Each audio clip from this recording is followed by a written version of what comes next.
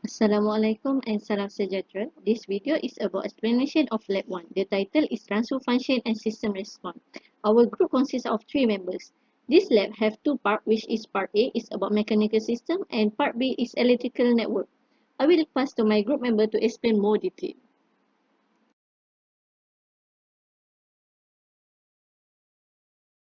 This is a formulation of mechanical system. We use symbolic method to do equation 1 and equation 2. This equation is according to the figure that given in lab sheet at here. This equation need to simulate in MATLAB. Once got this equation, obviously we need to do a metric. After do a metric, we need to determine A. Since we want x1 and x2, so we need to do a1, a2. We do the metric a1 and a2. After that, we determine a1 and determine a2. Lastly, we need x1 and x2. Determine a1 per determine a, x2 determine a2 per determine a. We move to the simulating in MATLAB. In part A, which is mechanical system, all the variables are given in lab sheet to find the equivalent transfer function by using MATLAB. Firstly, students need to declare unit step function for the transfer function G1s and G2s is generated as per meter. M1 and M2 is 1 kilogram, K1 and K2 is 1, FV1 is 2, FV2 and FV3 is 1. After the student declare unit step function, student using command SMYSSF for declare 2 symbols to create metric number for A, A1 and A2 and declare the S and F as a shortcut for construct variable. Based on the formulation and the values given in the lab sheet, the coding was written like this: the metric for A, the metric for A1 and the metric of A2. The command x1 delta A1 per delta A and x2 delta A2 per delta A is are the are the equation to find the transfer function of x1 and x2. Furthermore, to get the transfer function of x1 and x2, students need to use command sys x1f, the f numerator and denominator. This is for create a continuous time transfer function, the name of figure and create the f object representing continuous time or discrete time transfer function in polynomial form. Next, for grid, the grid function is grid on.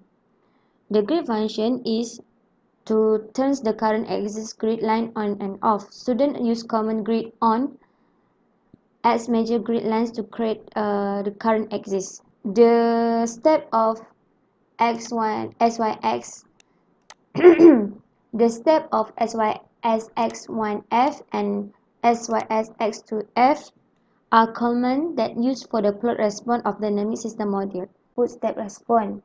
The blue line is x1, the red line is x2.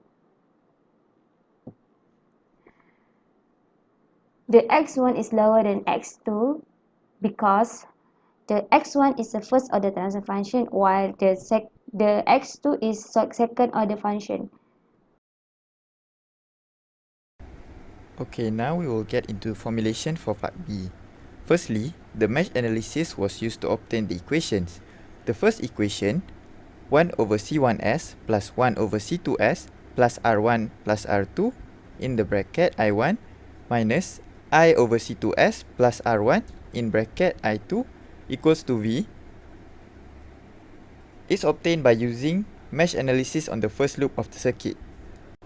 The second equation, negative 1 over C2s plus R1 in bracket I1 plus L3 plus 1 over C2s plus R2 plus R3 equals to 0 is obtained by using mesh analysis on the second loop.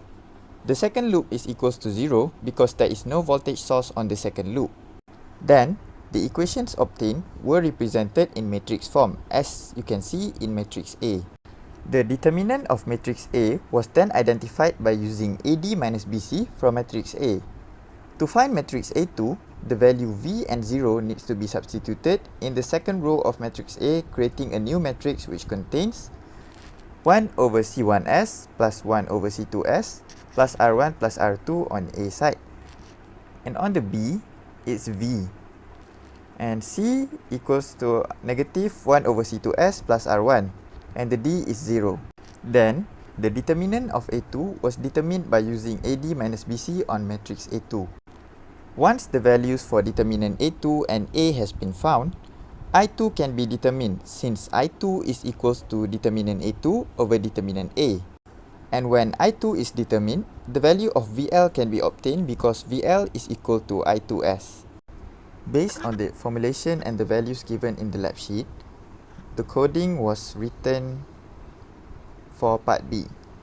As for part B, the electrical system, the value of resistors, capacitors and inductors were declared at the start of the coding, where R1 is 1, C1 is 1, R2 is 1, C2 is 1, R3 is 1 and L1 is 1.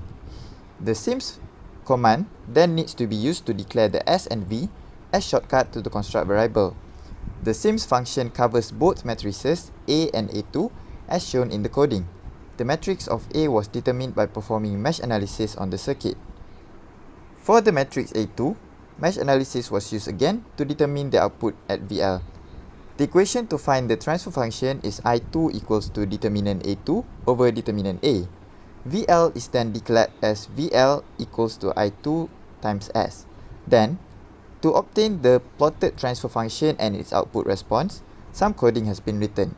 The numerator was set to 1100 and the denominator was set to 2541, and the sysvl command was used to create a continuous time transfer function. The name of figure and create transfer function objects representing continuous time or discrete time transfer functions in polynomial form. The figure for command was used to create a blank figure on which the output response will be plotted. Step sysvl is the command that is used for plot response of the dynamic system model. The grid command was then used to provide a grid on the figure on where the output response will be plotted. Figure 4 shows the transfer function of VL.